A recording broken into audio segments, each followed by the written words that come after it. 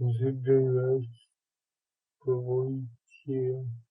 меня зовут Егор. Большое вам спасибо, что выразили ваше любо у нас на сайте. Я очень этому рад. Смотрите, у вас линия ума и линия жизни не вместе.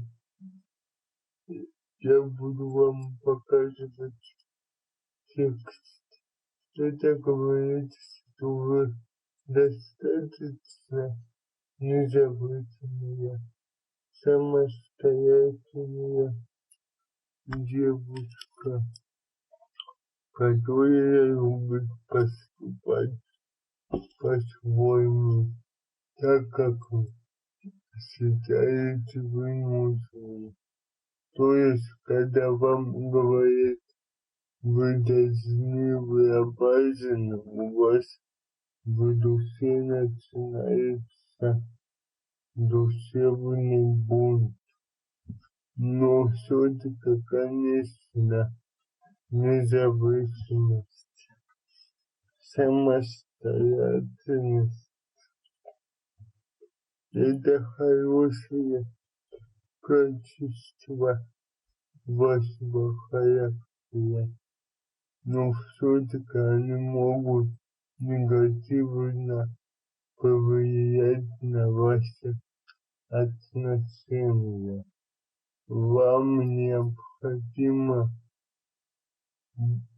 по возможности все-таки прислушиваться к мнению партнера, больше уступать, идти на уступку. Видите, у вас цепочка на линии сердца. Видите, она у вас есть. Когда мы будем цепочку на линии сердца, это указывает на трудности с построением долгих отношений. То есть вы можете нравиться парням, вызывать у них симпатию, вызывать у них интерес к вам. Можете сами интересоваться молодыми людьми. Ну, знаете, допустим, молодой человек вам нравится, вызывать симпатию. Вы с ним флиртовали, а потом чувства походу. То есть тяжело строить таким знаком долгие отношения. Также нужно обратить внимание на сердечно-сосудистую систему. Давайте рассмотрим вашу линию ума. У вас линия ума, видите, под конец раздваивается.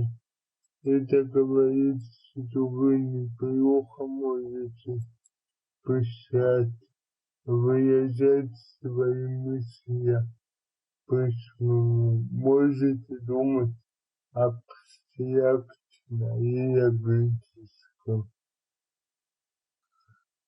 Также легче выражать свои мысли письменно, чем устно.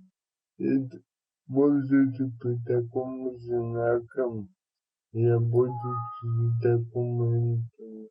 Это очень хороший знак. Плюс многогранность интеллекта.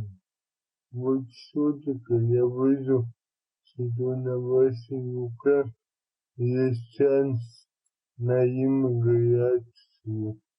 Приезд в другой город, другое государство.